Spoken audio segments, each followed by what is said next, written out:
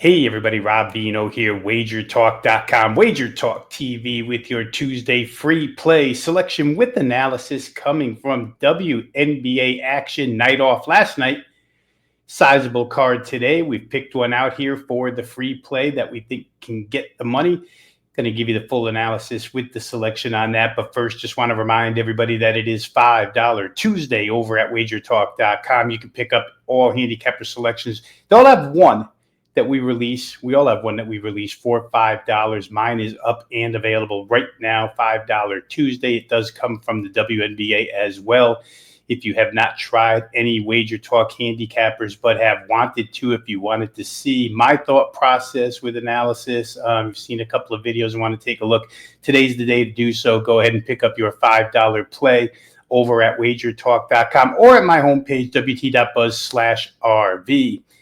Let's go ahead and get into this one here. The Atlanta Dream at the Dallas Wings, who happen to be on a pretty good run right now, short term, but Dallas is playing better basketball since the return of Paige Bueckers. So this one could turn out to be a good one. But let's start with Atlanta because their offense is in really good form right now. They display numerous ways and options to score the basketball. Number one small forward, Ryan Howard. Number one shooting guard, Alicia Gray. They've led the way to 5 consecutive games now of 81-plus point efforts.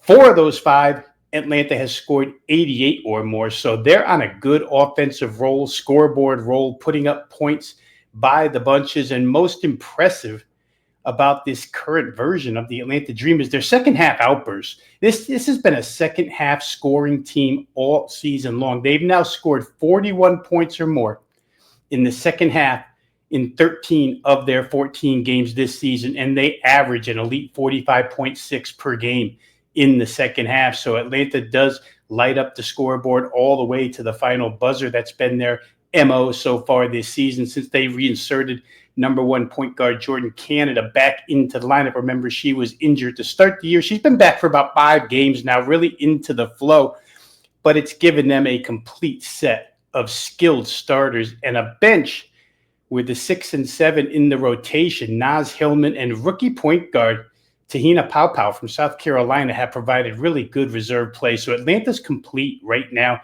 and have a lot of offensive weaponry. Their three-point offense has gone through the roof, and it's been on a tear and actually now leads the league in makes per game. Atlanta averaging 10.6 made threes per game.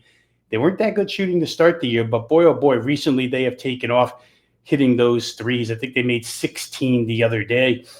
In this matchup, they get to face Dallas's defense, number 11 in the NBA. They've allowed 83 plus in 12 of their 15 games, and they average allowing 87 points per game overall. And Dallas also, just from a fundamental matchup standpoint, they allow the second highest three-point percentage in the league. So Atlanta's number one three-point makes against the Dallas three-point field goal percentage, which is second worst allowed in the league at 38.4. It creates a significant advantage for Atlanta's long-range production in this one.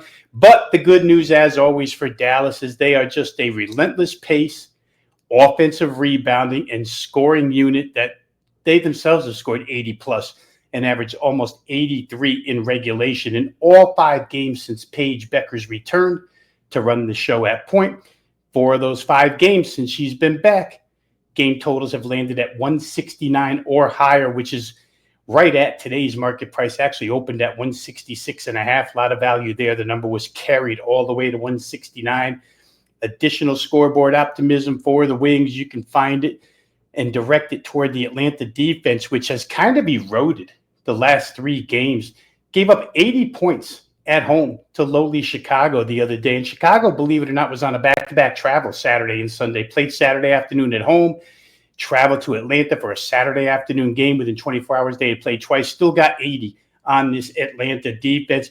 Atlanta's only played 5 games against top 4 tempo teams in the WNBA. And in those games, they allowed 90, 81, 86, and 75.